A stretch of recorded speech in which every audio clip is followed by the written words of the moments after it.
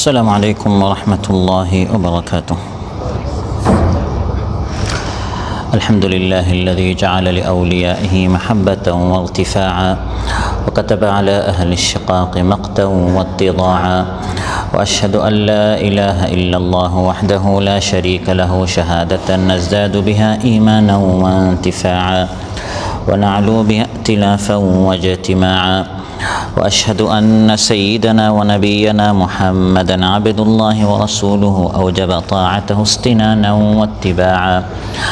أما بعد فأعوذ بالله من الشيطان الرجيم. بسم الله الرحمن الرحيم. وأقسموا بالله جهد أيمانهم لئن أمرتهم ليخرجن قل لا تقسموا طاعة معروفة إن الله خبير بما تعملون। আল্লাহ তাআলা ইরশাদ করেন, আর তারা তাদের শক্ত সুদৃঢ় শপথের মাধ্যমে আল্লাহর নামে কসম করে বলে যে তুমি যদি তাদের আদেশ করো তবে তারা বের হবেই। তুমি বলো তোমরা কসম করো না, তোমাদের আনুগত্য তো জানাই আছে, বা যথার্থ স্বাভাবিক আনুগত্যই কাম্য।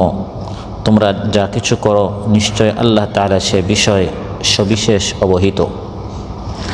আল মানতাকাতুস সানাইয়ার এই মসজিদে আয়োজিত আজকের এই দারসুল কোরআনে উপস্থিত সম্মানিত প্রাণপ্রিয় আমার মুসল্লি ভাইরা, সূরাতুন নূর থেকে একটি আয়াত 53 নম্বর আয়াত তিলাওয়াত করে এর সহজ সরল বাংলা অনুবাদ উপস্থাপন করলাম। এই একটি আয়াতের আলোকে মুনাফিকদের একটি চরিত্র, যে মুনাফিকরা কথায় কথায় কসম করে, শপথ করে যে আমরা দ্বীন ইসলামের হুকুম পালন করব, কিন্তু দেখা যায় তারা ইসলামের হুকুম পালন করতে চায় না, বরং তারা তাদের মন মতো চলতে চায়। ইসলামের প্রতি তাদের যে বিদ্বেষ রয়েছে, কোরআন সুন্নাহের আলোকে বিষয়গুলো আমরা আলোচনা উপস্থাপন করব ইনশাআল্লাহ। আল্লাহ তাআলা এই আয়াতের আগের আয়াতগুলোতে ইমানদারদের গুণ উল্লেখ করেছেন, যে ইমানদারদের গুণ হচ্ছে ইমানদারদের সামনে যখন আল্লাহ তাআলার হুকুম পেশ করা হয় তখন ইমানদারেরা বলে শুনলাম ও মানলাম। ইন্নামা কানা কাউলাল মুমিনিনা ইযা দুউ ইলাল্লাহি ওয়া রাসূলিহি লিয়াহকুমা বাইনাহুম আন ইয়াকুলু সামি'না ওয়া আতা'না ওয়া উলাইকা হুমুল মুফলিহুন। ইমানদারদের গুণ হচ্ছে যে ইমানদারদেরকে যখন আল্লাহর হুকুমের দিকে আহ্বান করা হয় তখন তারা বলে শুনলাম ও মানলাম। এরাই হচ্ছে কামিয়াব। যে বা যারা আল্লাহ তার রাসূল সাল্লাল্লাহু আলাইহি ওয়াসাল্লামের হুকুম পালন করবে, আল্লাহকে ভয় করবে, আল্লাহ তাআলা বলেন তারাই হচ্ছে সফল কাম। সুবহানাল্লাহ। ইমানদারদের এই গুণ বলার পর আল্লাহ তাআলা এবার যারা নামের মুসলমান, কাজের মুসলমান নয়, যাদের কথায় ও কাজে অমিল রয়েছে, গরমিল রয়েছে, তারা বলে যে আমরা শুনলাম ও মানলাম, কিন্তু আসলে মানে না, আসলে দ্বীনের হুকুম তারা যথার্থভাবে তারা পালন করে না। তাদের কথা আল্লাহ তাআলা বলছেন যে নবী হে, তারা আপনার দরবারে এসে বারবার কসম করে, শক্ত কসম করে আর বলে আপনি তাদেরকে হুকুম করলেই তারা জিহাদে বের হয়ে যাবে, তারা আপনার হুকুম মানবে। وأقسموا بالله جهد أيمانهم لئن أمرتهم ليخرجن। তারা আল্লাহর নামে কসম করে, শক্ত কসম করে, জাহদা আইমানিহিম, শক্ত কসম করে আর বলে লাইন আমারতাহুম লা ইয়াখরুজুন, যদি আপনি তাদেরকে আল্লাহর পথে বের হওয়ার জন্য, জিহাদের জন্য, লড়াইয়ের জন্য যদি আপনি তাদেরকে হুকুম করেন, লা ইয়াখরুজুন, তারা সঙ্গে সঙ্গে বের হবে, আপনার প্রত্যেকটা হুকুম তারা পালন করবে, তারা দেরি করবে না, বিলম্ব করবে না। হে নবী, আপনি জবাবে বলুন কুল লা তুকসিমু, কসম করিও না, কারণ তোমাদের এই কসম হচ্ছে মিথ্যা কসম, তোমাদের এই প্রতিশ্রুতি হচ্ছে মিথ্যা প্রতিশ্রুতি, তোমাদের এই অঙ্গীকার হচ্ছে মিথ্যা অঙ্গীকার। এগুলো সাময়িক, এগুলো জনগণকে ধোঁকা দেওয়ার জন্য, এগুলো স্বার্থ উদ্ধার করার জন্য, এগুলো স্বার্থের জন্য, এগুলো আসলে ইসলামের প্রতি কোনো ভালোবাসা, ইসলাম প্রীতির জন্য নয়। কুল লা তুকসিমু, কসম খাইও না। মুনাফিকদের অন্যতম একটি চরিত্র হচ্ছে বেশি বেশি করে তারা কসম করে, কারণ তারা জানে যে মানুষ আমাদেরকে বিশ্বাস করে না। এখন মানুষদেরকে বিশ্বাস করাবার জন্য তারা বারবার কসম করে। কোরআনের মধ্যে আল্লাহ তাআলা কথাটি বলেছেন। মূলত যে ব্যক্তি সত্যবাদী তার কসম করার কোনো প্রয়োজন নেই, কারণ সে কসম করলেও মানুষ বিশ্বাস করে, আর সে শপথ না করলেও মানুষ তাকে বিশ্বাস করে। ইমানদার ব্যক্তি এমন সত্যবাদী যে সে কসম না করলেও মানুষ তার কথা বিশ্বাস করে। আর মুনাফিক সে তো সবসময় মিথ্যা কথা বলে, তার কথায় ও কাজে গরমিল রয়েছে।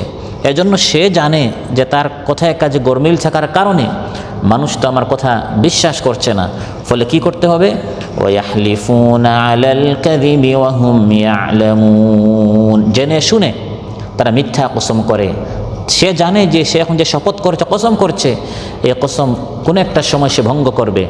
সময় মতো যখন তার স্বার্থ উদ্ধার হয়ে যাবে তখন সে কসমটি ভঙ্গ করবে। ভঙ্গ করার নিয়তেই সে কসম করে। ওয়াহলিফুনা আলাল কাযিব, মিথ্যা কসম করে, মিথ্যা প্রতিশ্রুতি, মিথ্যা চুক্তি, মিথ্যা অঙ্গীকার জনগণের সামনে সে উপস্থাপন করে। ইমানদারদেরকে, সরল মনে যে সকল ইমানদার রয়েছে, জনগণ রয়েছে, তাদেরকে বিভ্রান্ত করার জন্য, তাদেরকে গুমরাহ করার জন্য, তাদেরকে ধোঁকা দেওয়ার জন্য কোরআনের মধ্যে আল্লাহ তাআলা বলেন তারা এই কসম কেন করে?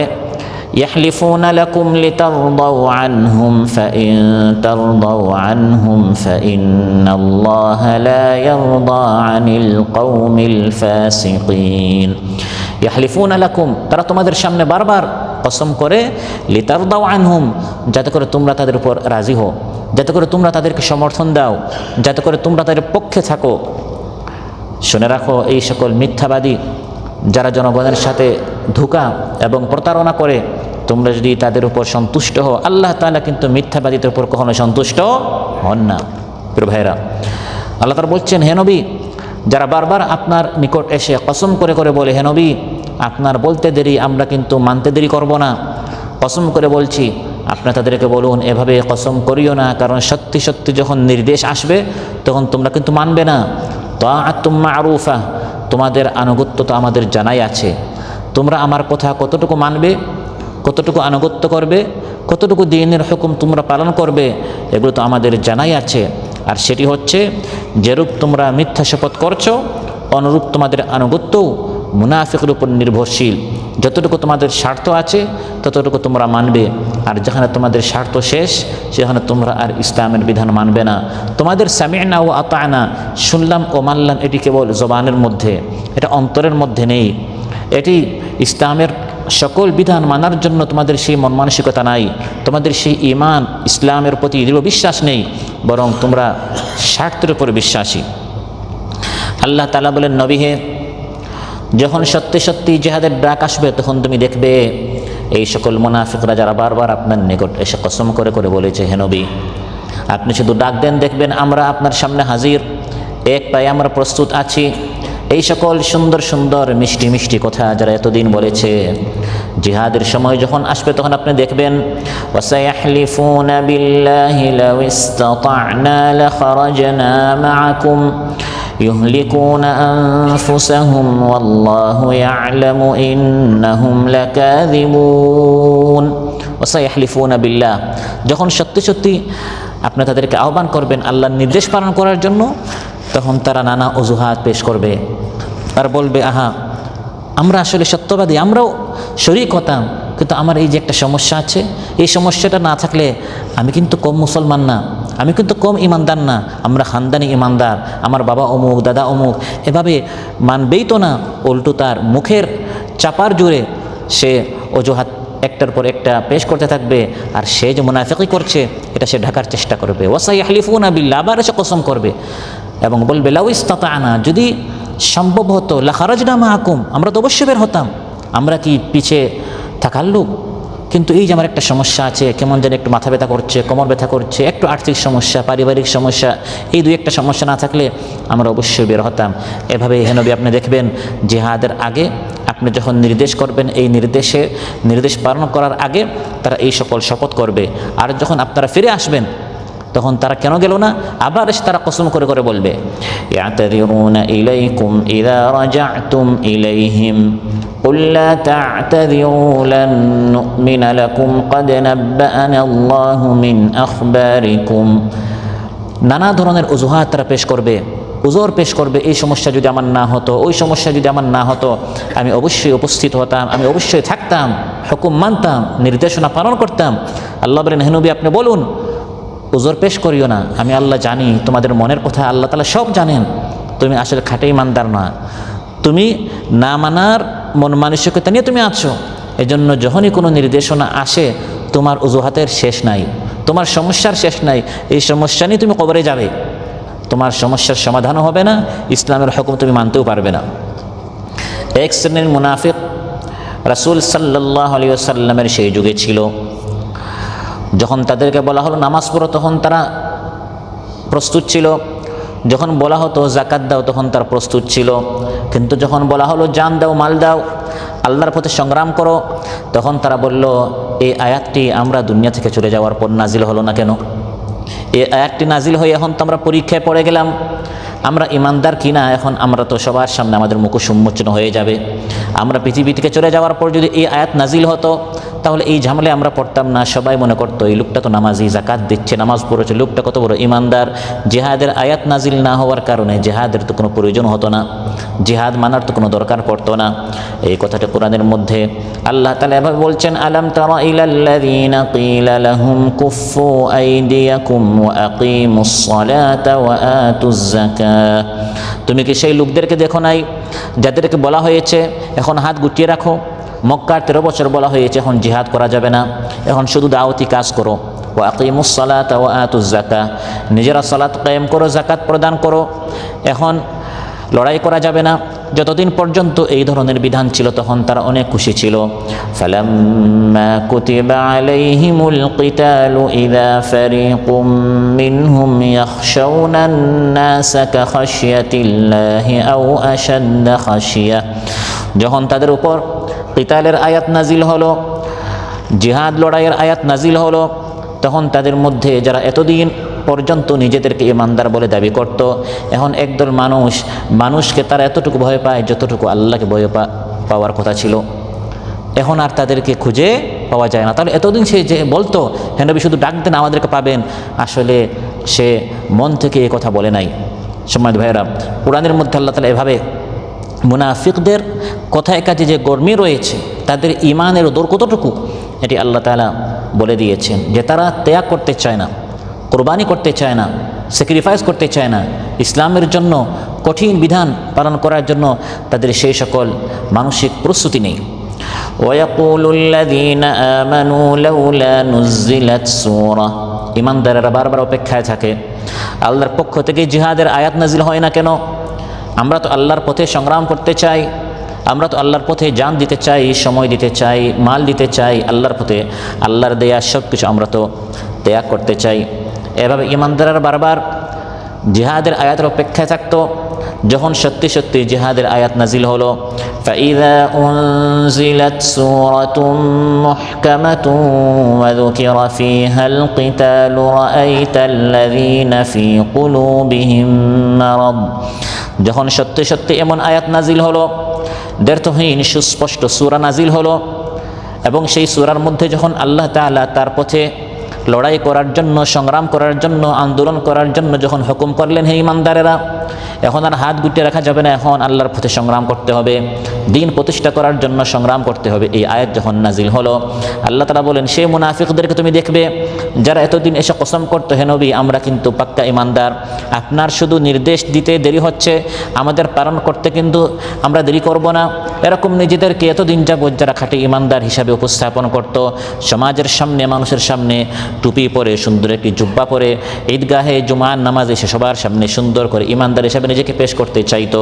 যখন তাদেরকে বলা হয় ইসলামী অর্থনীতি কায়েম করো, ইসলামী সমাজনীতি প্রতিষ্ঠা করো, ইসলামী শিক্ষানীতি তুমি চালু করো, যখন তাদেরকে বলা হয় আল্লাহর জমিনে আল্লাহর দ্বীন কায়েম করো, তখন এই সকল লোকদেরকে দেখা যায় যে এই সকল মানুষেরা কি করে, রাআইতাল্লাযীনা ফী কুলুবিহিম মারাদুন ইয়ানজুরুনা ইলাইকা নাযারাল মাগশিয়্যি আলাইহি মিনাল মাউতি ফাআওলা লাহুম, মৃত্যু ভয়ে সংজ্ঞাহীন ব্যক্তির মতো, মৃত্যুর ভয়ে যে ব্যক্তি অজ্ঞান হয়ে যায়, বেহুশ হয়ে যায়, ওই ব্যক্তির মতো এই ব্যক্তির সামনে যখন আল্লাহর পথে সংগ্রাম করতে হবে, এই সকল আয়াত তিলাওয়াত করা হয়, সে এত বেশি ভয় পায়, মৃত্যুর ভয়ে যে ব্যক্তি বেহুশ হয়ে যায়, অজ্ঞান হয়ে যায়, ওই ব্যক্তির মতো। সে চায় শুধু তাহাজ্জুদের আয়াত, জিকিরের আয়াত, তিলাওয়াতের আয়াত, এই ধরনের সহজ সহজ আয়াত, কবরের আয়াত, জান্নাত জাহান্নামের আয়াত, আসমানের উপরে জমিনের নিচে, কারোর সাথে ধাক্কাধাক্কি নেই, কারোর সাথে কোনো সংগ্রাম ত্যাগ করতে হবে না, এই সকল আয়াত সে মুখস্থ করে আমল করতে অভ্যস্ত। কিন্তু যখন এই ধরনের একটু কঠিন আয়াত সামনে আসে, যেখানে বাতিল শক্তির সাথে সংঘর্ষ হবে, ত্যাগের প্রয়োজন আছে, কোরবানির প্রয়োজন আছে, আল্লাহ তাআলা বলেন তখন তুমি দেখবে ওই সকল লোক মৃত্যু ভয়ে অজ্ঞান হয়ে যাওয়া মানুষের মতো তারা তখন অজ্ঞান হয়ে যায়, মুখ কালো তখন তারা করে ফেলে। এই সকল কঠিন আয়াত আল্লাহ তাআলা কেন নাজিল করলেন? আল্লাহ তাআলা বলেন ইয়ানজুরুনা ইলাইকা নাযারাল মাগশী আলাইহি মিনাল মাউত ফাউলা লাহুম, ধ্বংস হোক, তাআতু ওয়া কাউলুম মা'রুফ। তাহলে এতদিন যে সে বলল আমরা মানবো আর সুন্দর সুন্দর কথা বলতো, এগুলো সব মিথ্যা কথা ছিল। এর চেয়ে তার উচিত ছিল তাআতুন, ওই সময় আনুগত্য করা। যখন সংগ্রামের আয়াত আসলো, আন্দোলনের আয়াত আসলো, ত্যাগের প্রয়োজন হলো, তখন আনুগত্য করাটা তার বেশি দরকার। ইসলামের সহজ বিধান তো সবাই মানে। ফাইদা আযামাল আমর, যখন কঠিন আয়াত নাজিল হয়, ফালাউ সাদাকুল্লাহ লাকানা খায়রাল লাহুম, যখন এই কঠিন কঠিন আয়াত, ত্যাগ কুরবানির আয়াত যখন নাজিল হলো, তখন যদি তারা সত্যি ইমানদারের পরিচয় দিতে পারত, এটাই তাদের জন্য বেশি কল্যাণকর ছিল। ত্যাগের সময়, কুরবানির সময় তখন স্পষ্ট হয়ে যায় কে খাঁটি ইমানদার আর কে হচ্ছে মুনাফিক, কে তার ইমানের দাবিতে সত্যবাদী ছিল আর কে মিথ্যাবাদী ছিল, কার কথায় কাজে গরমিল রয়েছে আর কার কথায় কাজে মিল রয়েছে, কে এতদিন যে নিজেকে ইমানদার বলে দাবি করত সে আসলে ইমানদার কিনা, এটি যখন ইসলামের ত্যাগমূলক কোরবানি এবং স্যাক্রিফাইস করতে হয়, যে সকল বিধান মানতে হলে ওই সকল আয়াতের সময়, ওই সকল নির্দেশনার সময় স্পষ্ট হয়ে যায় কে খাঁটি ইমানদার আর কে হচ্ছে মুনাফিক। যারা পলায়ন করে, এই ধরনের আয়াত যখন নাজিল হয় তখন যারা নিষ্ক্রিয় হয়ে যায়, যারা এগিয়ে আসে না, যারা কুরবানি করতে চায় না, ত্যাগের মন মানসিকতা যাদের নেই, আল্লাহ তাআলা তাদেরকে বলছেন পলায়ন করে লাভ কি?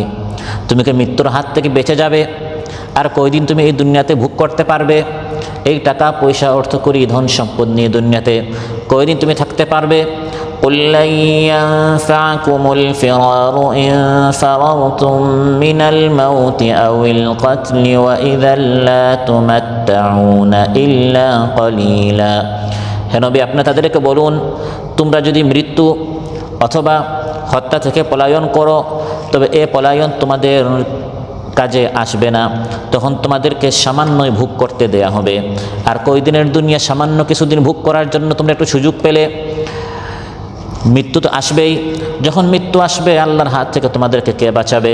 কুল মান যাল্লাযী ইয়াসিমুকুম মিনাল্লাহি ইন আরাদা বিকুম সুআন আও আরাদা বিকুম রাহমাহ ওয়ালা ইয়াজিদুনা লাহুম মিন দুনিল্লাহি ওয়ালিয়্যান ওয়ালা নাসীরা।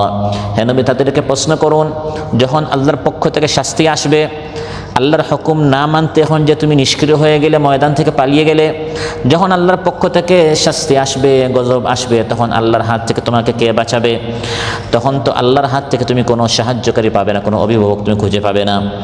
এই ধরনের মূসা আলাইহিস সালামের সাথে একদল জাতি ছিল, বানু ইসরাঈলের কাহিনী কোরআনে কারিমে আল্লাহ তাআলা বারবার উল্লেখ করেছেন। শ্রেষ্ঠ একটি জাতি ছিল, তারা আজ নিকৃষ্ট হয়েছে, মাগদুব আলাইহিম হয়েছে, গজবপ্রাপ্ত হয়েছে। এই জন্য, কারণ তারা মিষ্টি মিষ্টি কথা বলতো, কিন্তু কাজের সময় তাদেরকে খুঁজে পাওয়া যেত না, মুনাফিক ছিল। এজন্য আল্লাহ তাআলা তাদেরকে ধিক্কৃত করে সেই আসন থেকে তাদেরকে আল্লাহ তাআলা সরিয়ে আমাকে আপনাকে আল্লাহ তাআলা পৃথিবীর নেতৃত্বের আসনে বসিয়েছেন। বনী ইসরাঈল কি করেছিল? আল্লাহ তাআলা বলেন, মূসা আলাইহিস সালাম তাদেরকে বুঝিয়েছেন, ওয়াইয ক্বালা মূসা লিকওমিহি ইয়া কওমি ইযকুরু নি'মাতাল্লাহি আলাইকুম। সেই সময় স্মরণ করো, মূসা আলাইহিস সালাম যখন তিনি তার কওমকে বললেন, হে আমার কওম, আল্লাহর নিয়ামতের কথা স্মরণ করো। আল্লাহর নিয়ামত কি? إذ جعل فيكم أنبياء وجعلكم ملوكا وآتاكم ما لم يؤت أحدا من العالمين। আল্লাহর বিশাল অনুগ্রহ হে বানু ইসরাইল তোমাদের উপর, হে আমার কওম তোমাদের উপর। আল্লাহ তাআলা তোমাদের মধ্য থেকে অনেক বাদশা বানিয়েছেন, আবার অনেক নবীও বানিয়েছেন। বানু ইসরাইলের প্রত্যেকটা গোত্রে গোত্রে পরিবারে পরিবারে নবী ছিল।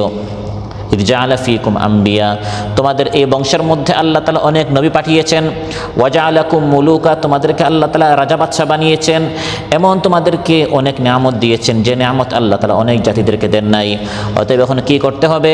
আল্লাহর এই শুকরিয়া আদায় করার জন্য চলো আমরা আল্লাহর পথে জিহাদ করি। আল্লাহর এই জমিনে আল্লাহর দ্বীন কায়েম করার জন্য চলো আমরা জিহাদে বের হই। সামনে ফিলিস্তিন আছে, ফিলিস্তিন আমাদের বিজয় করতে হবে। ইয়া কওমি দুখুলুল আরদাল মুকদ্দাসাতাল্লাতী কাতাবাল্লাহু লাকুম ওয়া লা তারতাদ্দু আলা আদবারিকুম ফাতানকালিবু খাসিরিন। মুসা আলাইহিস সালাম বললেন, হে আমার জাতি, সামনে ফিলিস্তিন আছে, আল আরদাল মুকদ্দাসা, পবিত্র ভূমি আছে। ইয়া কওমি দুখুলুল আরদাল মুকদ্দাসাতাল্লাতী কাতাবাল্লাহু লাকুম, এই প্রিয় এই পবিত্র ভূমি আল্লাহ তাআলা তোমাদের জন্য লিখে রেখেছেন। এই জমিনটি তোমাদের জন্য, কিন্তু তোমাদেরকে এগিয়ে আসতে হবে। ফিলিস্তিন নামক এই দেশে আল্লাহর দ্বীন প্রতিষ্ঠা করার জন্য হে আমার জাতি বানু ইসরাইল তোমাদেরকে এগিয়ে আসতে হবে। এই দেশটি আল্লাহ তাআলা তোমাদের জন্য লিখে দিয়েছেন। কাতাবাল্লাহু লাকুম, এটি তোমাদের জন্য। ওয়ালা তারতাদ্দু আলা আদবারিকুম, তোমরা পৃষ্ঠ প্রদর্শন করো না। নিশ্চিত বিজয় তোমাদের জন্য, কিন্তু তোমাদেরকে এগিয়ে আসতে হবে, কোরবানি করতে হবে, জান মাল দিয়ে আল্লাহর পথে সংগ্রাম করতে হবে। এত বড় সুযোগ তোমাদের সামনে হাত ছানি দিয়ে আহ্বান করছে। যদি পিঠ দেখিয়ে চলে যাও তাহলে ফাতানকালিবু খাসিরিন, তোমরা ক্ষতিগ্রস্ত হবে। এতদিন যাবৎ যে বানু ইসরাইল নির্যাতিত ছিল, মজলুম ছিল, নতুন করে এখন তারা জালিম হয়ে গেল। ফিরআউনের পতনের পর যে বানু ইসরাইলকে আল্লাহ তাআলা এত সম্মান দিলেন, আল্লাহ তাআলা তাদেরকে বিজয় দিলেন, তাদের চোখের সামনে ফিরআউন নামক এই স্বৈরাচার ফ্যাসিস্টকে আল্লাহ তাআলা ধ্বংস করলেন, পানিতে ডুবিয়ে তার পতন করালেন। প্রয়োজন ছিল এই বানু ইসরাইল এখন আল্লাহর যে জমিনটা আল্লাহ তাআলা তাদের জন্য স্বাধীন করে দিলেন, আজাদ করে দিলেন, এই জমিনে তারা আল্লাহর বিধান কায়েম করবে। কিন্তু এরা এত বড় জালিম হলো, তারা আল্লাহর পথে জিহাদ না করে উল্টো তারা তাদের নবী মুসা আলাইহিস সালামকে বলল, ক্বালু ইয়া মুসা ইন্না ফিহা কওমান জাব্বারিন ওয়া ইন্না লান নাদখুলাহা হাত্তা ইয়াখরুজু মিনহা ফাইন ইয়াখরুজু মিনহা ফাইন্না দাখিলুন। তারা বলল, হে মুসা, এই দেশে তো অনেক বড় বড় স্বৈরাচার আছে, আমরা যদি ওই দেশে আল্লাহর হুকুম প্রতিষ্ঠা করার জন্য যাই তারা তো আমাদেরকে দিবে না। ওরা যদি ওখান থেকে চলে যায় তখন আমরা যাব। যদি তারা আমাদের জন্য রাস্তা ক্লিয়ার করে, যদি তারা এখান থেকে সরে যায় তখন আমরা সেখানে যাব, তখন আমরা সেখানে ইসলাম প্রতিষ্ঠা করব। আপনি যাবেন ইসলাম প্রতিষ্ঠা করার জন্য, তাগুতি শক্তি বাতিল শক্তি কি আপনাকে ফুলের মালা দিয়ে বরণ করবে? তারা বলল, হে মুসা, তুমি যে বলছো এই পবিত্র ভূমিতে গিয়ে আল্লাহর দ্বীন প্রতিষ্ঠা করার জন্য, এটা তো সম্ভব নয়, কারণ ইন্না ফিহা কওমান জাব্বারিন, এটা তো শুধু ওই জমিনে নয়, কিয়ামত পর্যন্ত প্রত্যেকটা দেশে কওমান জাব্বারিন আছে। জাব্বার অহংকারী দাম্ভিক ফ্যাসিস্টরা থাকবেই। তারা তো সত্যের আলোকে আলোকিত হতে দিবে না, সত্যের আওয়াজকে উঁচু হতে দিবে না, তারা স্তব্ধ করতে চাইবে, নির্বাপিত করতে চাইবে। আপনি যদি সেখানে কোরআনের আলো জ্বালাতে চান, কোরআনের আওয়াজ উঁচু করতে চান, সেখানে অনেক ত্যাগ কোরবানি করে আপনাকে সেখানে বিজয় হতে হবে। তারা বলল, হে মুসা, সেখানে জালিমরা আছে, আমরা সেখানে যেতে পারবো না। তারা যদি চলে যায় তখন অবশ্যই আমরা সেখানে যেতে অস্বীকৃতি করব না। তারা আরও বলল, হে মুসা, قالوا يا موسى إنا لن ندخلها أبدا ما داموا فيها فاذهب أنت وربك فقاتلا إنا هاهنا قاعدون। হে মুসা, যতদিন পর্যন্ত এই জব্বার অহংকারীরা এখানে আছে আমরা সেই দেশে সংগ্রাম করতে, আন্দোলন করতে যেতে পারবো না। যদি সংগ্রাম জিহাদ করতেই হয় তাহলে ইয়া মুসা, তুমি এবং তোমার রব যাও, তোমরা দুইজন জিহাদ করো, আমরা এখানে বসা আছি। নাউযুবিল্লাহ। তাহলে এতদিন যে তারা নিজেদেরকে ফিরআউনের অধীনে তারা মজলুম ছিল, আর মুসা আলাইহিস সালামের সাথে সাথে তারা ছিল, এগুলি সব মুনাফিক ছিল। যখন সুযোগটা আসলো দ্বীন প্রতিষ্ঠা করার, তখন তারা তাদের আসল মুখোশটি উন্মোচন করলো, তখন তাদের আসল চরিত্রটি জনগণের সামনে দেখিয়ে দিল। প্রিয় ভাইরা, আলোচ্যায় আল্লাহ তাআলা বলছেন, এরকম এক শ্রেণীর মানুষ আছে, জনগণকে বুঝায় আমরা ইমানদার, এবং বলে যে আমাদের তাহাজ্জুদও মিস হয় না। মাঝে মধ্যে তাদের তিলাওয়াতের ফটো মানুষের সামনে দেখায়, উমরা হজ করতে যাচ্ছে ইহরামের কাপড় জনগণের সামনে এই সকল ফটো তারা শেয়ার করে, ভাইরাল করে, সরল মনা মুসলমানদেরকে বোঝানোর জন্য যে তারা হচ্ছে খাঁটি ইমানদার। কিন্তু হাতে যখন সুযোগ আসে ইসলামী অর্থনীতি প্রতিষ্ঠা করার জন্য, ইসলামী শিক্ষা প্রতিষ্ঠা করার জন্য, ইসলামী সমাজনীতি, ইসলামী যত নীতি আছে এগুলো প্রতিষ্ঠা করার জন্য, তখন তারা পিছিয়ে যায়। ও আকসামু বিল্লাহি জাহদা আইমানিহিম লা ইন আমারতাহুম, তারা কসম করে করে বলে, অঙ্গীকার করে, এবার আমরা সুযোগ পেলে ইসলামের বিরুদ্ধে কোনো আইন করব না, ইসলামের প্রত্যেকটা ধারা আমরা চালু করব, বিধান চালু করব, কসম করে করে বলে। উল্লাহ তকসিম নবী বলুন, তোমরা কসম করিও না, তাআতুম মারুফা, তোমরা কতটুকু মানবে, আনুগত্য করবে, এগুলো আমাদের জানা আছে, অতীতেও দেখা গেছে, এখনও দেখা হচ্ছে। ইন্নাল্লাহ খাবীরুম বিমা তা'মালুন, নিশ্চয় তোমরা কি করো এগুলো সব আল্লাহ তাআলা ভালোই জানেন। বনু ইসরাঈলের একটি কাহিনী নয়, অনেক কাহিনী কোরআনের মধ্যে আল্লাহ বলছে। এ তো বললাম মূসা আলাইহিস সালামের সাথে। আবার মূসা আলাইহিস সালাম যখন পৃথিবী থেকে চলে গেলেন, আলম তারা ইলাল মালাই মিন বানি ইসরাঈল মিন বা'দি মূসা ইয ক্বালু লিনাবিয়্যিন লাহুম ইবআথ লানা মালিকান নুকাতিল ফি সাবিলিল্লাহ। আল্লাহ তাআলা বলেন, তুমি কি দেখো না সেই বনু ইসরাঈলের বড় বড় যারা নেতা ছিল, আল মালা বলা হয় বড় বড় নেতাদেরকে। আল্লাহ তাআলা এখানে বনু ইসরাঈলের নেতৃবৃন্দের কথা বলছেন, তাদের আচরণ, তাদের চরিত্র কেমন ছিল এটাকে তুমি জানো না? এটা জানতে হবে, কারণ এই সকল চরিত্র তোমাদের মধ্যে পাওয়া যাবে। কোরআনের এই সকল ঘটনা কাহিনী শুধু মাথা নাড়ানো এবং চোখ বন্ধ করে করে শোনার জন্য নয়, বরং চোখ খুলে এখান থেকে শিক্ষা নেওয়ার জন্য। বনু ইসরাঈলের এই সকল কাহিনী কোরআনের মধ্যে আল্লাহ বলেছেন, কারণ এই সকল চরিত্র, এই সকল আচরণ আমরা আমাদের সমাজের মধ্যেও পাবো। কোরআনের এই সকল কাহিনীর মধ্যে অনেক শিক্ষা রয়েছে। আল্লাহ তাআলা বলেন, তুমি কি দেখো না বনু ইসরাঈলের বিভিন্ন নেতা নেত্রীদের কথা, বিভিন্ন নেতৃবৃন্দের কথা?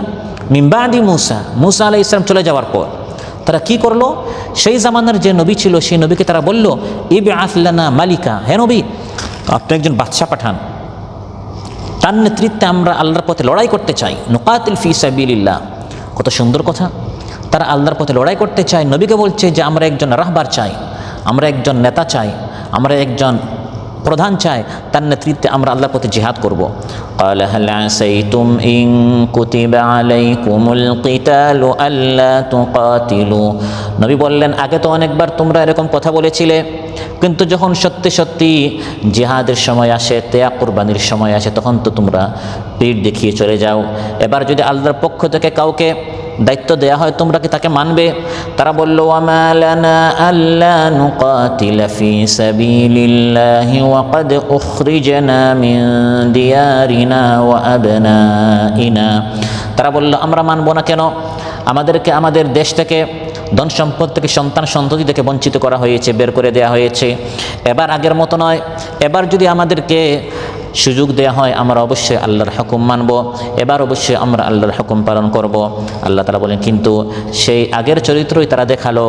ফালাম্মা কুতিবা আলাইহিমুল কিতালু তাওয়াল্লাউ ইল্লা ক্বালিলাম মিনহুম ওয়াল্লাহু আলিমুম বিয-যালিমিন। যখন সত্যি সত্যি তাদের উপর আল্লাহর পথে লড়াই করা এটি ফরজ করে দেয়া হলো এবং তাদের উপর একজন দায়িত্বশীল নিযুক্ত করা হলো, যার নাম হচ্ছে তালুত, তখন অল্প সংখ্যক ছাড়া অধিকাংশরা তখন পিঠ দেখিয়ে চলে গেল। তো আল্লাহ তাআলা এই আয়াতে বলছেন, যারা বারবার হে নবী আপনার নিকটে এসে বলে, হে নবী আমরা আপনার কথা মানবো, এরা হচ্ছে মুনাফিক। এরা আসলে মূল সময় আপনি তাদেরকে খুঁজে পাবেন না। তাআতুম মারুফা, তাদের আনুগত্য কেমন হবে এটি আমাদের জানাই আছে। এটি হচ্ছে তাআতুম মারুফা এর একটি তাফসীর, একটি অর্থ। এর আরেকটি তাফসীর হচ্ছে, যা তাফসীর জালালাইনে এসেছে, তাআতুম মারুফা আই লিন-নবী খায়রুম মিন কসমিকুম আল্লাযী লা তাসদাকুনা ফি, অর্থাৎ যথার্থ স্বাভাবিক আনুগত্যই তোমাদের জন্য কাম্য, তোমাদের সৎকর্মে আনুগত্য হওয়া উচিত। আর সৎকর্মে আনুগত্যের জন্য শপথের প্রয়োজন নাই, তোমাদের নিকট এটাই কাম্য যে তোমরা আনুগত্যশীল হবে। বারবার এসে কসম করার দরকার নাই যে আমরা আল্লাহর কসম মানবো, আল্লাহর কসম মানবো। যেমন ইমানদারেরা বিনা কসমে, বিনা শপথে ডাক দিলেই তাদেরকে পাওয়া যায়, তারা আনুগত্য করে, তেমনি তোমরাও তাদের মতো হয়ে যাও। মূলত তারা জানে যে তারা রাতে কি করে, তারা গোপনে কি করে, আড়ালে কী করে, এগুলো ফাঁস হয়ে যাচ্ছে কি না। এই জন্য সময় অসময়ে বারবার এসে তারা বলতো, হে নবী আমরা কিন্তু ইমানদার, হে নবী আপনি আমাদেরকে ডাক দিলেই পাবেন। একটি সূরা আছে যে এখন আমরা সালাতুল মাগরিবে শুনলাম, সূরার নামে হচ্ছে সূরাতুল মুনাফিকুন। পুরা সূরাটি আমরা শুনেছি। এই সূরার মধ্যে আল্লাহ তাআলা মুনাফিকদের চরিত্র ফাঁস করেছেন, তাদের চেহারা আল্লাহ তাআলা এখানে উন্মোচন করেছে। যে মুনাফিকরা বারবার এসে রাসূল সাল্লাল্লাহু আলাইহি ওয়াসাল্লামের মজলিসে এসে বলতো, ইয়া রাসূলুল্লাহ আমরা কিন্তু মানি আপনি আল্লাহর রাসূল। তো এটা বারবার বলার দরকার আছে। হযরত আবু বকর এটা বলতেন না, হযরত ওমর এটা বলতেন না রাদিয়াল্লাহু আনহুম আজমাইন, কারণ তারা জানতেন যে মহানবী সাল্লাল্লাহু আলাইহি ওয়াসাল্লাম তাদের কারো উপর সন্দেহ করেন না। কিন্তু এই সকল মুনাফিকরা বারবার ইসলামের বিরুদ্ধে তাদের যে পদক্ষেপ রয়েছে, এই জন্য নবী তাদের উপর সন্দেহ করে ফেলেন কিনা, ইমানদারেরা সন্দেহ করে ফেলে কিনা, এজন্য সূরাতুল মুনাফিকুনের প্রথম আয়াত, إذا جاءك المنافقون قالوا نشهد إنك لرسول الله والله يعلم إنك لرسوله والله يشهد إن المنافقين لكاذبون। হে নবী, মুনাফিকরা যখন আপনার নিকট আসে বারবার এসে বলে, নাশহাদু ইন্নাকা লারাসূলুল্লাহ, আপনি হচ্ছেন আল্লাহর রাসূল, এটা আমরা সাক্ষী দিচ্ছি। হ্যাঁ নবী, আল্লাহ তো জানেন যে আপনি আল্লাহর রসুল। আবার আল্লাহ তাআলা এটাও সাক্ষী দিচ্ছেন যে মুনাফিকরা হচ্ছে মিথ্যাবাদী, তারা আসলে মন থেকে এটা মানে না যে আপনি তাদের আইডল, আপনি তাদের আদর্শ, আপনি তাদের নবী রাসূল। যদি এটা মানতো তাহলে সুখে দুঃখে পক্ষে বিপক্ষে সর্বাবস্থায় তারা আপনার হুকুমটা মানতো। কিন্তু দেখা যায় পক্ষে হলে মানে, বিপক্ষে হলে মানে না, সুখের সময় মানে, দুঃখের সময় মানে না, ভোগের সময় মানে, ত্যাগের সময় মানে না। তার মানে সে অন্তর থেকে আসলে আপনাকে নবী হিসাবে মানছে না। এই যে মুনাফিকদের এই আচরণ, যে তারা মুখে বলে আমরা ইসলাম মানি, আমরা আল্লাহকে মানি, আমরা রাসূল সাল্লাল্লাহু আলাইহি ওয়াসাল্লামকে মানি, আমরা কোরআন সুন্নাহ মানি, কিন্তু দেখা যায় ত্যাগের সময়, কুরবানির সময় ইসলামের কঠিন যে সকল বিধান রয়েছে, এই সকল বিধান পালন করার সময় তাদেরকে যে খুঁজে পাওয়া যায় না। আর এই রোগটি আজ সমাজের দু একজনের নয়, 90% মুসলমানের দেশ যে বলা হয়, সত্যি যে 90% মুসলমান সবাই মুসলমান হয়ে যেত, খাঁটি ইমানদার হয়ে যেত, সবার কথায় কাজে যদি গরমিল পরিহার করে সবাই যদি খাঁটি ইমানদার হয়ে যেত, তাহলে 53 বছর লাগতো না, 54 বছর লাগতো না, দেশে ইসলাম প্রতিষ্ঠা হয়ে যেত। তার মানে অধিকাংশদের মুখে আর কাজে গরমিল রয়েছে। দেশের মধ্যে সুদ আছে, ঘুষ আছে, চাঁদাবাজি আছে, টেন্ডারবাজি আছে, জুলুম আছে, অত্যাচার আছে। এটা কারা করছে? হিন্দুদের সংখ্যা কত? বৌদ্ধদের সংখ্যা কত? এটা করছে সেই 90% মুসলমান যারা নিজেদেরকে মুসলমান বলে দাবি করে, যারা বলেছে লা ইলাহা ইল্লাল্লাহ মুহাম্মাদুর রাসূলুল্লাহ। তাহলে এটা কি শুধু মুখের কথা? এটাকে শুধু মুখের সাক্ষী? এটা কি শুধু মুখের দাবি? বাস্তবায়ন করার সময়, মানার সময়, অর্থনীতিতে, পরিবার নীতিতে, সংসারে, সমাজে কোথাও দেখা যায় অধিকাংশ মুসলমানরা আল্লাহর হুকুম মানতে চায় না, মানতে চায় শুধু সহজগুলো, মানতে চায় শুধু নামাজের মধ্যে। আবার নামাজও সবগুলো নয়, সহজ নামাজ যেমন জুমআর নামাজ, ঈদের নামাজ, যেখানে একটা সামাজিকতা থাকে, সবাই দেখবে, ফলো আপ হবে, ফেস সবাই দেখবে, সাক্ষাৎ হবে, ওই সকল নামাজে পাওয়া যায়। কিন্তু ত্যাগের নামাজ, ফজরের নামাজে, এই ধরনের কঠিন ইবাদতের সময় অনেক মুসলমানদেরকে খুঁজে পাওয়া যায় না। সেজন্য আল্লাহ তাআলা কোরআন কারীমে বিস্তারিতভাবে মুনাফিকদের কথা বলেছেন। তার প্রশ্ন হচ্ছে, মুনাফিকদের এই চরিত্রটা কেন মুনাফিকরা মুখে বলে যে আমরা মুসলমান, কিন্তু কার্যত তারা মানতে চায় না? এই আনুগত্যের পথে অন্তরায়টা কি? মানার পথে বাধাটা কি? কেন তারা পরিপূর্ণভাবে মানতে চায় না? প্রথম বাধা হচ্ছে পরিপূর্ণভাবে আল্লাহ এবং তার রাসূল সাল্লাল্লাহু আলাইহি ওয়াসাল্লামের আনুগত্য করার গুরুত্ব সম্পর্কে অজ্ঞতা। আজ আমাদের সমাজে এই যে আজকের এই মাহফিলে আমরা অনেক কিছু শিখছি, এই ধরনের আমাদের অধিকাংশ মাহফিলগুলোতে আপনারা দেখবেন আধা ঘন্টা 1 ঘন্টার আলোচনায় পয়েন্ট ভিত্তিক অনেক কিছু শেখানো হয়। কিন্তু আমাদের সমাজে যে মাহফিলগুলো হয়, কয়টা মাহফিলে এই ধরনের তাত্ত্বিক আলোচনা হয়? তাত্ত্বিক আলোচনা না হওয়ার কারণে, জ্ঞানগর্ভ আলোচনা না হওয়ার কারণে আসার আগে আর মাহফিল থেকে যাওয়ার পর, মাহফিলে আসার আগে যতটুকু না জ্ঞান ছিল, মাহফিল থেকে যাওয়ার পর তার জ্ঞানটা এতটুকুই থাকে আনুগত্য সম্পর্কে এবং ইসলামের এই সকল বিধান সম্পর্কে জ্ঞানের সীমাবদ্ধতা, জানে না। আর যাদের দায়িত্ব জানানো তারাও জানায় না, কিচ্ছা কাহিনী বলে সময় নষ্ট করে দেয়। তো আল্লাহ এবং তার রাসূল সাল্লাল্লাহু আলাইহি ওয়াসাল্লামের হুকুম যে পরিপূর্ণ মানতে হবে, উদখুলু ফিস সিলমি কাফা, আংশিক যে মানা যাবে না, আংশিক মানার ভয়াবহতা কি, আর পরিপূর্ণ মানা যে অপরিহার্য, এই সম্পর্কে আমাদের সমাজের অধিকাংশ মানুষ জানে না, বিধায় মানে না। তাহলে পরিপূর্ণ না মানার প্রথম কারণ হচ্ছে অজ্ঞতা। জাহালাত, জানলে মানার সংখ্যাটি বেড়ে যেত, কিন্তু অধিকাংশরা না জানার কারণে তারা যে একটা অপরাধ করছে এই অপরাধ বোধটাও অনেকের নেই। ইন্নামা ইয়াখশাল্লাহা মিন ইবাদিহিল উলামা, আল্লাহকে সবচেয়ে বেশি কারা ভয় করে, আল্লাহ তাআলার হুকুম সবচেয়ে বেশি কারা মানে? আল্লাহ বলেন যারা জানে, যার জ্ঞান যত বেশি সে ততটুকু মানে। এখন কম জানার কারণে কম মানছে, যদি বেশি জানতো তাহলে বেশি মানতো। তাহলে আল্লাহর হুকুম পরিপূর্ণ মানার পথে প্রথম অন্তরায় এবং কারণ হচ্ছে জাহালত, মূর্খতা, না জানা, অজ্ঞতা। দ্বিতীয় কারণ হচ্ছে আখিরাতের তুলনায় দুনিয়াকে অগ্রাধিকার দেয়া। অনেকে জানে, সবাই যে জানে না তা নয়, অনেকে জানে, জেনে শুনে আল্লাহর হুকুম জবাই করছে, জেনে শুনে আল্লাহর হুকুম অমান্য করছে। কেন? দুনিয়ার লোভে। দুনিয়াতে আরেকটু সুন্দর এবং সুখে থাকতে চায়। আখিরাতের তুলনায় আখিরাতের অনন্তকালের সেই সুখকে, সেই জান্নাতের জিন্দগিকে সে ভুলে যায় দুনিয়ার একটু সুখ পাওয়ার জন্য। কোরআনের মধ্যে এই বিষয়টা আল্লাহ তাআলা এভাবে বলেছেন, ইয়া আইয়ুহাল্লাযীনা আমানু মা লাকুম ইযা ক্বিলা লাকুম ইনফিরু ফি সাবিলিল্লাহি ইসতাকালতুম ইলাল আরদ আরাদিতুম বিল হায়াতিদ দুনিয়া মিনাল আখিরাহ ফামা মাতাউল হায়াতিদ দুনিয়া ফিল আখিরাতি ইল্লা কলিল। হে ইমানদাররা, তোমাদের কি হলো? আল্লাহর বলার ভঙ্গিটা দেখেন, সুবহানাল্লাহ। হে ইমানদাররা, তোমাদের কি হলো? তোমাদেরকে যখন বলা হয় আল্লাহর পথে বের হও, তখন তোমরা জমিনকে আঁকড়ে ধরো। তোমরা কি আখিরাতের তুলনায় দুনিয়াকে বেশি পছন্দ করেছো? অথচ আখিরাতের তুলনায় এই দুনিয়া হচ্ছে অতি অল্প। দুনিয়ার কোনো হাকিকতই নেই, দুনিয়ার কোনো মূল্যই নেই আখিরাতের তুলনায়। তাহলে আল্লাহর ওই হুকুমটা তুমি মানছো না কেন? এই তো দুনিয়ার মহব্বতে, দুনিয়ার মোহে, দুনিয়ার লোভে। দুনিয়াটা কয়দিনের?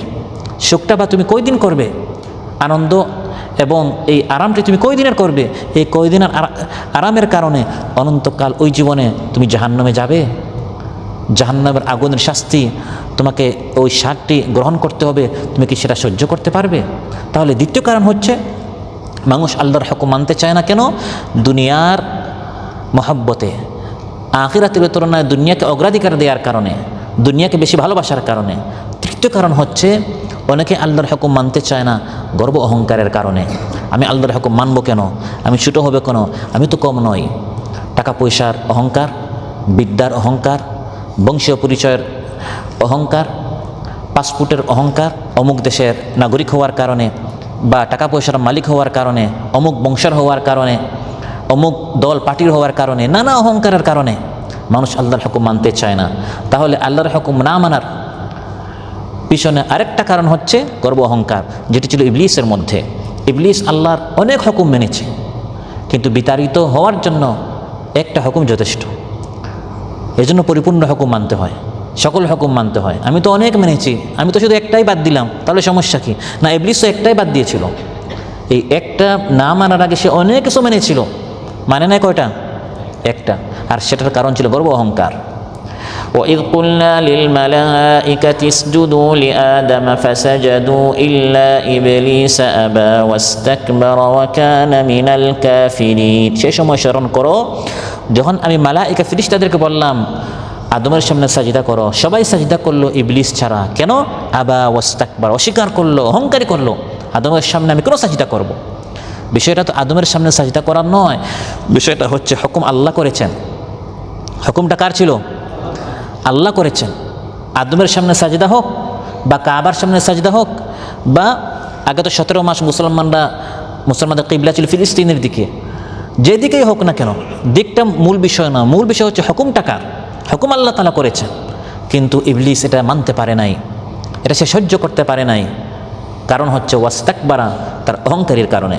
আল্লাহর হুকুম মানার ক্ষেত্রে বড় আরেকটি অন্তরায় হচ্ছে, যেটা আমাদের দৈনন্দিন জীবনে অনেক হুকুম আমরা লঙ্ঘন করি। আমরা অনেক হুকুম মানি, আবার যারা আমরা বলি আমরা আল্লাহর সব হুকুম মানব, কিন্তু অনেক সময় আবার মানি না। কেন মানি না? বড় একটি অন্তরায় হচ্ছে আমাদের পরিবার, আমাদের স্ত্রী সন্তান, আমাদের সংসার, তারা বাধা হয়ে যায়। পর্দার কথা স্ত্রীকে যখন বলি তার মুখ কালো হয়ে যায়। তাকে খুশি করতে গিয়ে আমি ছাড় দিয়ে দিই, আর যাক, তাকে বলা দরকার নাই। এই যে বলা দরকার নাই, তাকে আর পর্দায় রাখলাম না, মাকে, বোনকে, স্ত্রীকে, মেয়েকে বেপর্দা করলাম তাকে খুশি করতে গিয়ে।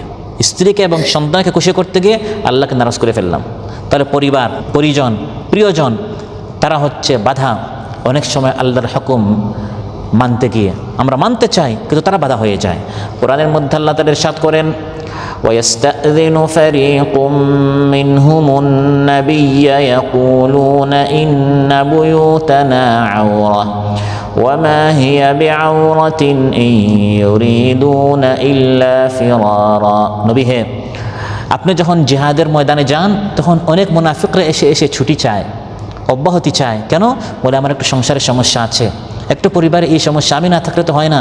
আল্লাহ বলেন আসলে কোনো সমস্যাই নাই, আসলে সে পলায়ন করতে চায়, আসলে সে নিজেকে বাঁচাতে চায়, কিন্তু এটা তো বলতে পারছে না, এসে বলে এই সমস্যা সেই সমস্যা। অতএব পরিবার, পরিজন, স্ত্রী, সন্তান তারা যেন দ্বীনের পথে বাধা না হয়। এগুলো হচ্ছে পরীক্ষা। কোরআনের মধ্যে আল্লাহ বলছেন এই সূরাতুল মুনাফিকুনে মুনাফিকদের চরিত্রগুলো বলার পর ইমানদারদেরকে আল্লাহ ডেকে বলছেন, হে ইমানদারেরা, মুনাফিকদের চরিত্র যেন তোমাদের মধ্যে না হয়, বরং এই ধন সম্পদ, স্ত্রী, সন্তান, সংসার, পরিবার আমার হুকুমের পথে যেন তারা অন্তরায় না হয়। ইয়া আইয়ুহাল্লাযীনা আমানু লা তুলহিকুম আমওয়ালুকুম ওয়ালা আওলাদুকুম আন যিকরিল্লাহ ومن يفعل ذلك فأولئك هم الخاسرون। হে ইমানদারেরা, তোমাদের ধন সম্পদ, সন্তান সন্ততি, লা তুলহিকুম আমওয়ালুকুম ওয়ালা আওলাদুকুম, এই পরিবার, এই সন্তান তারা যেন আল্লাহর জিকির থেকে তোমাদেরকে গাফিল না করে। অনেককে কিন্তু তারা গাফিল করে ফেলে, অনেককে কিন্তু তারা আল্লাহর হুকুম মানতে বাধা দেয়, তোমাকে যেন বাধা না দেয়। এই স্ত্রী সন্তান নিয়ামত ছিল, সে যেন আপদ হয়ে না যায়, সে যেন তোমার জাহান্নামে যাওয়ার কারণ না হয়। তুমি তাকে বুঝাও, সে যেন তোমাকে বুঝিয়ে না ফেলে। তুমি তাকে পরিবর্তন করো, সে যেন তোমাকে পরিবর্তন করে না ফেলে। তুমি তাকে জান্নাতের দিকে নিয়ে যাও, সে যেন তোমাকে জাহান্নামের দিকে নিয়ে যেতে না পারে। আল্লাহর হুকুম, রাসূল সাল্লাল্লাহু আলাইহি ওয়াসাল্লাম হুকুম মানার পথে আরেকটি বড় অন্তরায় হচ্ছে প্রতিকূল মৌসুম, বেশি ঠান্ডা, বেশি গরম, বৃষ্টি, ঝড় তুফান ইত্যাদি। যেমন বর্তমান এই গরমের সময় অনেকে বলে জোহরের নামাজ বাদ দেন, আসরের নামাজ বাদ দেন গরমের কারণে। তাহলে এই গরমটা, প্রতিকূল মৌসুমটা আল্লাহর হুকুম মানার পথে অন্তরায় হয়ে গেল, বাধা হয়ে গেল। বা জামাতে নামাজ না পড়ে রুমে পড়ে ফেলি, কেন? গরমের কারণে। বা বৃষ্টির সময়, ঝড় তুফানের সময়, এগুলো বাধা হতে পারে না ইমানদারের জন্য। ইমানদার আল্লাহর সকল হুকুম মানবে, মৌসুম যেটাই হোক না কেন। এই গরমের কারণে আল্লাহর হুকুম বাদ দেওয়া, এটিও কোরআনের মধ্যে আল্লাহ বলেছেন মুনাফিকদের চরিত্র। তাবুক যুদ্ধ গরমের সময় ছিল, ইমানদাররা দলে দলে সেই জিহাদে শরীক হলেও মুনাফিকরা পরস্পর বলল এই জিহাদে যাওয়া যাবে না, কারণ মৌসুমটা অনেক গরম, অনেক কষ্ট হবে।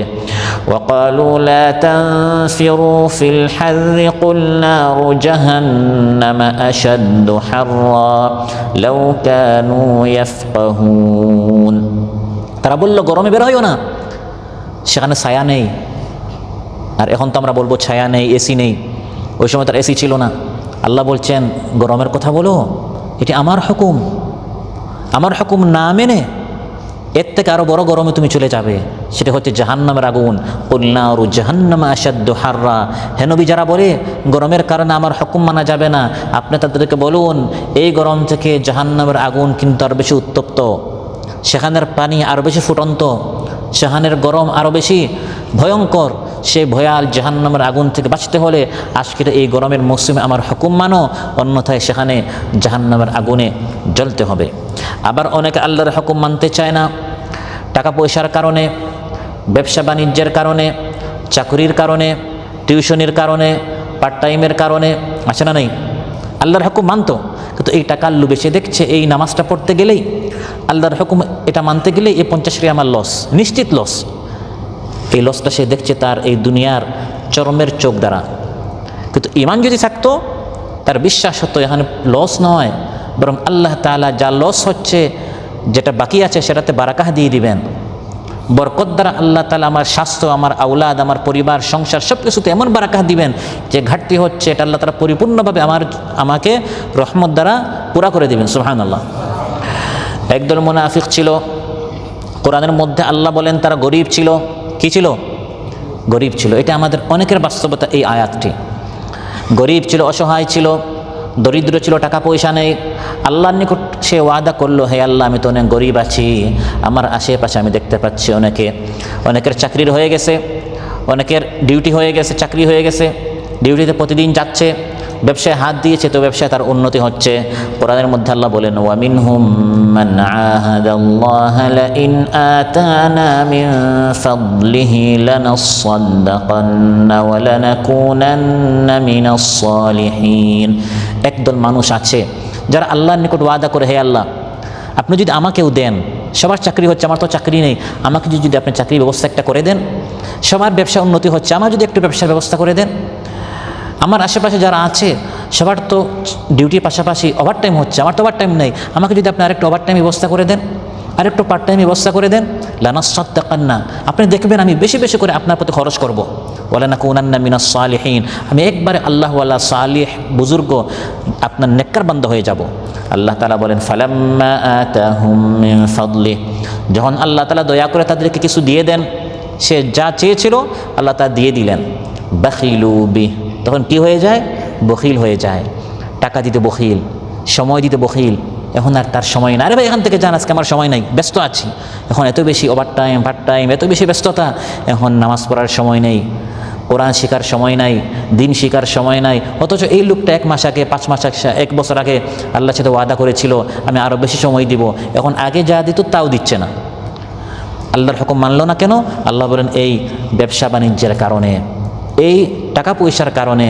অথচ ইমানদার বান্দাদের গুণ হচ্ছে, রিজালুল লা তুলহিহিম তিজারাতুন ওয়ালা বাইউন আন যিকরিল্লাহি ওয়া ইকামিস সালাতি ওয়া ইতাইজ যাকাহ।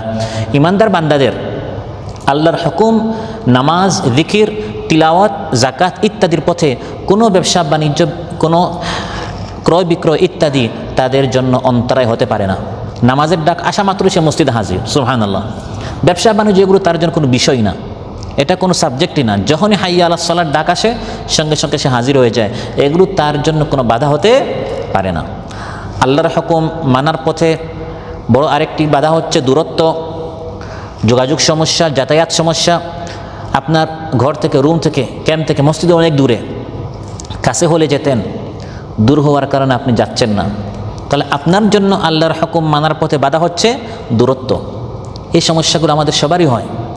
যদি কাছে হতো আপনার কিন্তু পরীক্ষাটা হতো না। পরীক্ষাটা এজন্য আপনার কাছ থেকে নেওয়া হচ্ছে, আপনি যখন সাইটে যান তখন আপনার নামাজের জায়গাটি দূরে হয়ে যায়, ওই সময় আপনি নামাজে যান কিনা, জামাতে পড়েন কিনা।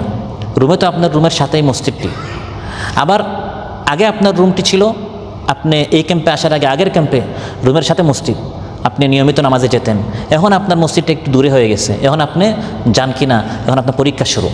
কোরআনের মধ্যে আল্লাহ তাআলা বলেন, একজন মুনাফিক আছে, লাউ কানা আরাদান করিবান ওয়া সাফারান কাসিদান লাত্তাবাউকা ওয়ালাকিন বাউদাত আলাইহিমুশ শুক্কা। যদি সফরটি সংক্ষিপ্ত হতো আর গনিমতটি নিশ্চিত হতো, সফরটি যদি সংক্ষিপ্ত, এত লম্বা, এত যদি দূরত্ব না হতো, তাহলে তারা আপনার সাথে আসলো না কেন?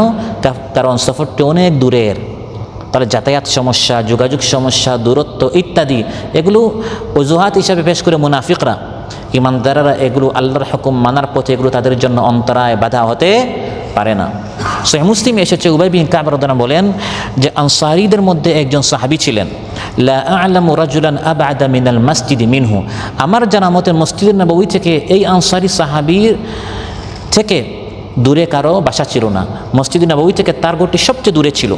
ওয়া কানাত লা তুখতিউহু সালাতুন, মসজিদে নববী থেকে তার ঘর সবচেয়ে দূরে হওয়া সত্ত্বেও একটি ওয়াক্ত নামাজ তার মিস হতো না। সুবহানাল্লাহ। ফাকিলা লাহু, তাকে বলা হলো, লাউ ইশতারাইতা হিমারান, আপনি একটি গাধা বা কোনো একটা সোয়ারি আপনি কিনে ফেলেন, তারকাবুহু ফিজ যালমাই ওয়া ফির রামদা, কঠিন অন্ধকার যখন হয়, বা আজকাল যেরকম গরম, এই গরমের সময় এত দূর থেকে আসা, আর আরব দেশের মরুভূমি অনেক গরম, আর ওই সময় তো এত এসি ছিল না যে কষ্ট করে চলে আসে, আবার মসজিদে এসি আছে, সেই এসিটাও নাই। তো আপনি এত দূর পথ হেঁটে হেঁটে না এসে একটা বাহন কিনে ফেলেন, অন্ধকারে আর গরমে আসতে আপনার জন্য সহজ হবে। তিনি বললেন, না, আমি ইচ্ছা করে কিনি না। কেন? আমি চাই আমার ঘরটা একটু দূরে হোক। মা ইয়াসুররুনি আন্না মানজিলি ইলা জানবিল মসজিদ, আমি চাই না যে আমার ঘরটি মসজিদের কাছাকাছি হোক। ইন্নী উরিদু আন ইউকতাবা লি মামশায়া ইলাল মসজিদ, আমি চাই ওই যে আমার দূর ঘর থেকে মসজিদে আসি, কদমে কদমে প্রত্যেকটা কদমে যেন আল্লাহ তাআলা আমার জন্য সওয়াব লিখে দেন। ওয়ারুজুই ইযা রাজাতু ইলা আহলি, আবার যে আমি আমার ঘরে ফিরে যাই সেই কদমে কদমে যেন আল্লাহ তাআলা সওয়াব লিখে দেন। তাহলে আসতেও সওয়াব, যেতেও সওয়াব। রুমটা ঘরটা যদি কাছে হয় তাহলে তো আমার সওয়াব কম হবে।